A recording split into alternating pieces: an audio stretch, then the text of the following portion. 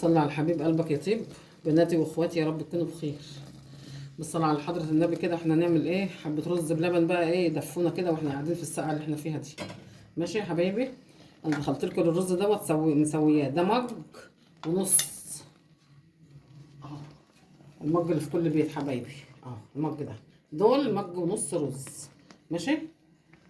سويتهم في حبة لبن كده ورحت طافي عليهم البوتاجاز ايه من نص ساعة لساعة اهو. بص بالصلاة على النبي بقى عامل ازاي مهلبية. قلنا ندفي قلبنا بقى ايه في الساعة اللي احنا فيها دي كده اهو. رز بلبن يعني هو الرز واللبن، ولا تقولي بقى كريم شانتيه ولا بتاع، عشان ايه ما تكبرش ايه العملية على الناس. ولازم ايه نراعي الناس ونراعي ظروف الناس. بصي القشطة بالصلاة على النبي ان الزريبة يعني ناس. بصي جمال النبي لبن تحفة. قرب كده يعني لو 50 جنيه هتعملي حلة رز بلبن ايه تفرحي عيالك وتفرحي الراجل وتفرحي نفسك وانت قاعدة كده قدام التلفزيون وتاكلي ايه طبق رز بلبن وحاجة حلوة وحاجة نظيفة احسن ما تشتريها ايه من بره. طبق الرز ولا الاطباق الفل دي كده بيبيعوها طبق بكام؟ ب 30 ولا ب 40 جنيه. انت بقى حاجة نظيفة. ودول مج ورز مج ورز مج ونص رز. يعني ما كترش الرز عشان يبقى ايه كريمي كده معاكي. بس بقشطه بالصلاه على النبي شايفه.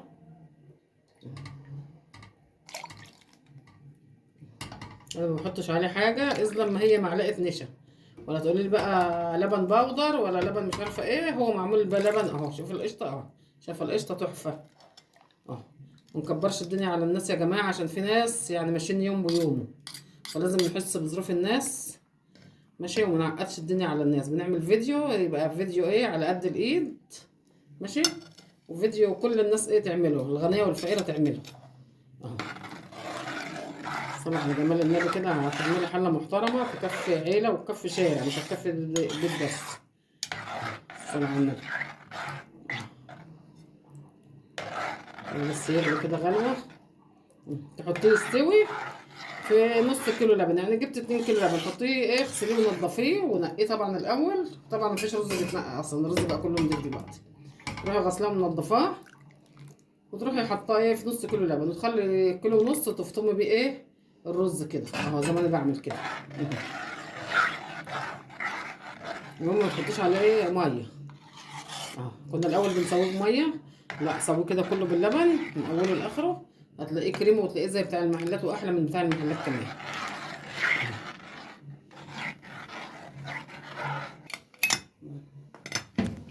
حبايبي انا كده ايه حطيت معلقتين نشا على مج اللبن. بس انا فضيت اللبن اهو. ماشي. تحط النشا وتقلبي. انت بتحطي تقلبي عشان ايه ما يكلكعش في حته.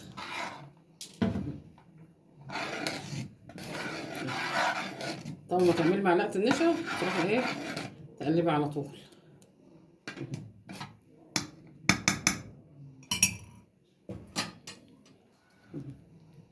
الصلاة على النبي كده تقلبي ايه على طول كده عشان النشا ما يبقاش في حته وحته. حته يكلكع وحته يبقى فيها ايه طريه مفيهاش نشا.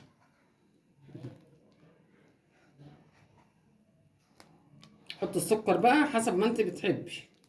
يعني بتحبيه مسكر تحبيه وسط كده حسب ما انت بتحبي وحسب رغبتك. هتحط السكر حسب ما انت عايزه. يعني بس يتقلب كده كله في بعض كده.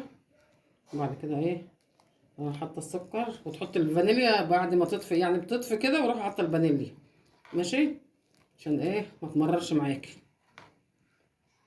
تفضلي تقلبي في النشا كده لما ايه يستوي معاكي خالص ويبقبق يبقى كده النشا ايه استوى اهو زي الفل اهو. بصي مهلبيه مهلبيه اهو. من غير بقى لبن بودر ومن غير كريم شانتيه ومن غير ما نعقد الدنيا على البشر يا حبايبي. لا اهو لبن زي الفل اهو.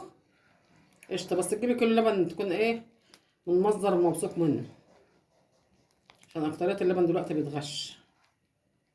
جيبي من اللبن من الزريبه يا ريت يكون جنبك زريبه كده تجيبي منها كيلو لبن.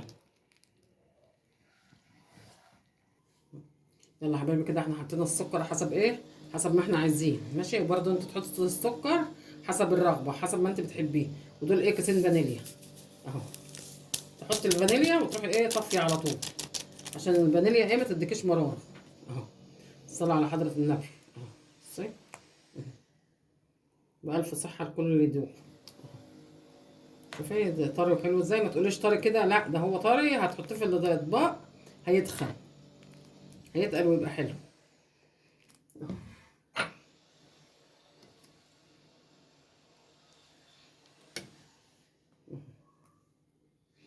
حط كده هيتقل بص 5 دقايق بالظبط هتلاقيه تقل.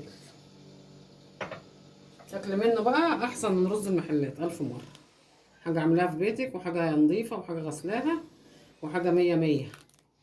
ماشي، تاكلي الحاجة وانت مغمضة من ايد ايه، من ايد المطار. غمضي عينك كده وتاكلي.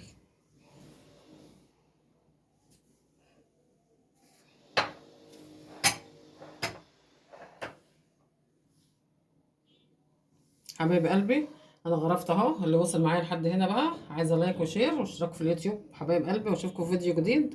السلام عليكم ورحمه الله وبركاته.